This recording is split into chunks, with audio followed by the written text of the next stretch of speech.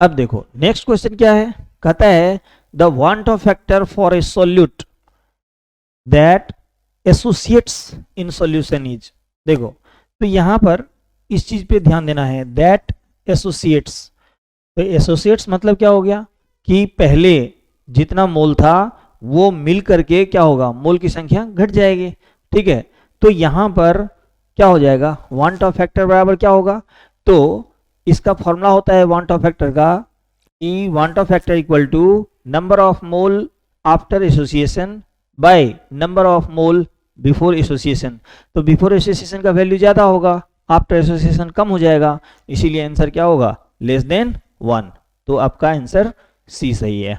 अब जैसे देखो नेक्स्ट क्वेश्चन है the electromotive force of the cell for cell reaction at equilibrium state. तो ये तो भाई आपको एक तो याद भी रहनी चाहिए, और दूसरा अगर आप समझ जाते हो तो और बढ़िया बात है, क्योंकि इलेक्ट्रोमोटिव फोर्स का मतलब क्या होता है, इलेक्ट्रोमोटिव फोर्स जो है इसका मतलब होता है ई, जैसे यहाँ पर दिया रहेगा तो ये होता है ई कैथोड माइनस ई एनोड, और इक्विलिब्रियम कंडीशन है जहां पर दोनों का वैल्यू क्या हो जाएगा, सेम।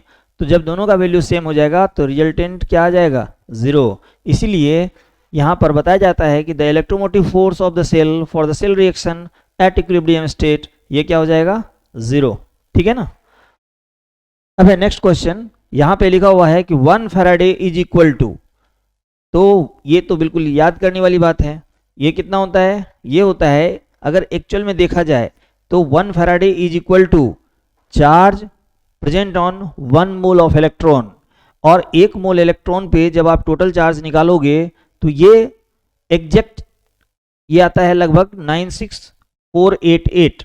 ठीक है, यानी कि 96488 के करीब आता है ये, लेकिन हम लोग अपने सुविधा के ख्याल से यानी कि न्यूमेरिक वैल्यू को सोल्व करने के लिए आसानी हो, इसके लिए कितना लेते हैं, 96500 कूलम। तो आपका आंसर बी ये आपका सही है। ठीक है, अब देखो ये नेक्स्ट क्वेश्चन है, pure water does not conduct electricity because it is. तो अब यहां पर देखो जैसे कहता है कि pure water does not conduct electricity, तो यहां पर बस दो कंसेप्ट आपके दिमाग में रहना चाहिए कि आखिर कंडक्टिविटी किस चीज पे डिपेंड करता है। ठीक है ना, तो कंडक्टिविटी जो है ये डिपेंड करता है मूवमेंट ऑफ आइदर आयंस और इलेक्ट्रॉन्स। जैसे इलेक्ट्रॉनिक करंट अगर होता है तो उसमें इलेक्ट्रॉन के फ्लो के कारण क्या होता है कि करंट प्रोड्यूस होता है, और अगर इलेक्ट्रोलाइटिक करंट की बात होती है तो उसमें क्या होता है कि मूवमेंट ऑफ आयंस, इसी की वजह से जो है इलेक्ट्रिक करंट प्रोड्यूस होता है। ठीक है ना, मूवमेंट ऑफ आयंस की वजह से। तो यहाँ पर क्या है कि प्योर वाटर जो है इसमें आयंस होते ही नहीं है, तो इसका आंसर क्या हो जाएगा, बेसिक ये नहीं होगा, एसिडिक ये नहीं होगा, डिकम्पोज्ड इजीली ये भी नहीं होगा, तो ये हो जाएगा ऑलमोस्ट नन आयोनाइज्ड, यानी कि इसका आंसर जो है ऑप्शन नंबर बी ये आपका करेक्ट है।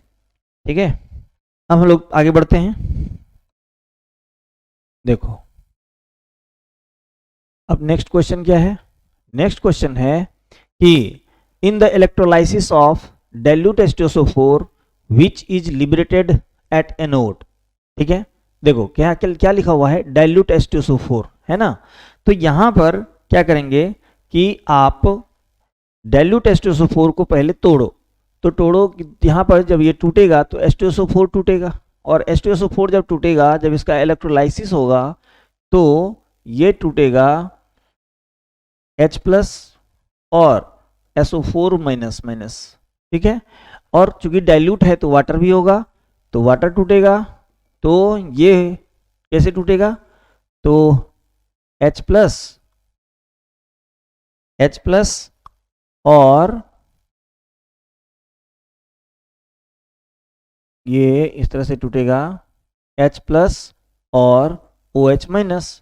ठीक है, तो यहां पर जो है कहता है कि अब कैथोड पे क्या जाएगा और एनोड पे क्या जाएगा। तो कैथोड पे तो क्लियर दिख रहा है कि कैथोड पे जाएगा H+। ठीक है ना, कैथोड पे क्या जाएगा, H+।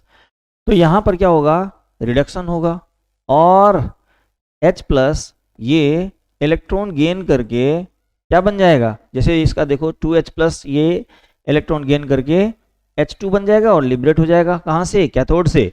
और एनोड पे क्या होगा, तो कहता है कि एट एनोड, देखो तो एनोड पे क्या होता है, ऑक्सीडेशन।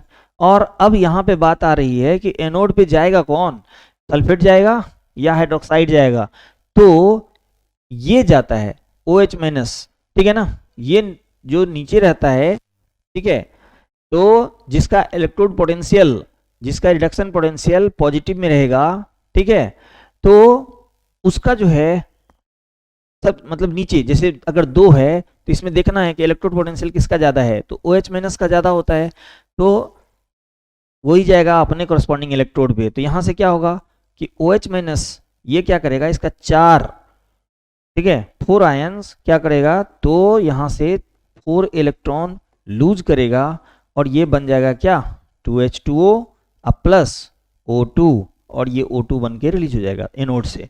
तो आपका आंसर जो है, आंसर में क्या लिखा हुआ है कि in the electrolysis of dilute H2SO4 which is liberated at anode, तो आंसर हो जाएगा D, O2। क्लियर है, ठीक है। अब देखो, अब कहता है कि cell reaction is spontaneous when, ठीक है, तो सेल रिएक्शन इज स्पॉन्टेनियस कब होता है, जब गिव्स फ्री एनर्जी का वैल्यू नेगेटिव हो जाता है, ठीक है ना। ये थ्योरेटिकल क्वेश्चन है कि cell reaction is spontaneous when del G is negative. तो यहाँ पर ये डेल जी क्या है, दैट इज गिव्स फ्री एनर्जी, और यहाँ पे जैसे नॉट लगा हुआ है तो वो बताता है स्टैंडर्ड गिव्स फ्री एनर्जी, ठीक है ना, स्टैंडर्ड गिव्स फ्री एनर्जी, ठीक है। अब देखिए, अब आता है क्वेश्चन नंबर नेक्स्ट। तो देखो नेक्स्ट क्वेश्चन क्या कहता है, कहता है the unit rate and rate constant is same for the reaction of which order, यानी रेट ऑफ रिएक्शन और रेट कांस्टेंट, तो क्या कहता है द यूनिट ऑफ, यहां पर क्या हो जाएगा, unit of rate and rate constant is same for the reaction of which order. तो क्या होता है कि यहां पर जैसे हम लोग लिखते हैं, तो R directly proportional to a to the power n, ठीक है, a to the power n। तो यहां अगर हम लोग रेट लॉ इक्वेशन लिखेंगे तो R equal to k a का पावर n, तो यहां कहता है कि R k के बराबर कब होगा, तो जब n का वैल्यू 0 लेंगे, तो ये पूरा टर्म हमारा क्या हो जाएगा 1, तो यहां से हो जाएगा R इज इक्वल टू के, यानी रेट ऑफ रिएक्शन और k दोनों का यूनिट क्या हो जाएगा, सेम हो जाएगा। तो किस ऑर्डर रिएक्शन में, तो 0 ऑर्डर रिएक्शन में। क्लियर है ना, ठीक है। तो अब हम लोग नेक्स्ट क्वेश्चन को देखते हैं। तो नेक्स्ट क्वेश्चन में क्या कहता है कि the rate at which a substance reacts depend on it's. अब देखो कि ये जो है रेट किस पर डिपेंड करता है, तो ये डायरेक्टली याद रखना है एक्टिव मास। कहने का मतलब ये हो गया कि यहाँ पर आप अगर ये रेट लॉ इक्वेशन बनाते हो, R equal to k a to the power something b to the power something, तो यहाँ पर ये जो देख रहे हो ना, ये हमारा क्या है, दैट इज एक्टिव मास, यानी कि कंसंट्रेशन ऑफ रिएक्टेंट जो आप देख रहे हो ये क्या है, दैट इज एक्टिव मास। इसीलिए कहता है कि the rate at which a substance reacts depends upon its active mass. अब देखो जैसे नेक्स्ट क्वेश्चन है, नेक्स्ट क्वेश्चन क्या कह रहा है, कहता है कि the time required to decompose half of the substance for nth order reaction is inversely proportional to. ठीक है, तो यहां पर ये एक जनरल फॉर्मूला है, कहता है ये जनरल फॉर्मूला है जिसका कि डायरेक्ट फॉर्मूला होता है कि द हाफ लाइफ पीरियड, ये जो पूरा स्टेटमेंट लिखा हुआ है, the time required to decompose half of the substance for nth order reaction is inversely proportional to, ये हो जाएगा a to the power n-1। इसका प्रूफ हम लोग देख लेते हैं। जैसे कि हम लोग देखते हैं जीरो ऑर्डर रिएक्शन के लिए, तो जीरो ऑर्डर रिएक्शन के लिए t हाफ बराबर क्या होता है, ये होता है a/2k, ये होता है। तो यहाँ पर क्या देख रहे हो कि t हाफ ये जो है ये डायरेक्टली प्रोपोर्शनल आ रहा है किसका, a का, नहीं तो। और जनरल फॉर्मूला भी जो हम लोगों ने देखा है वो है t half is inversely proportional to a to the power n minus 1। तो यहाँ पर अगर ये जीरो ऑर्डर के लिए है, ये जीरो ऑर्डर रिएक्शन के लिए है, तो हम लोगों को क्या करना है कि n की जगह पे जीरो का वैल्यू पुट करना है। तो क्या हो जाएगा, t half directly proportional to 1 by a to the power 0 minus 1। तो ये क्या हो जाएगा, ये आपका डायरेक्ट ऊपर चला जाएगा और ये हो जाएगा डायरेक्टली प्रोपोर्शनल। तो देख रहे हो ना, यहाँ पे टी हाफ है और ये डायरेक्टली प्रोपोर्शनल है, यहाँ पर टी हाफ है डायरेक्टली प्रोपोर्शनल है। इसका मतलब है कि ये जो हमारा दिया गया है फॉर्मूला ये सही है। तो आपका आंसर क्या हो जाएगा, A to the power n minus 1।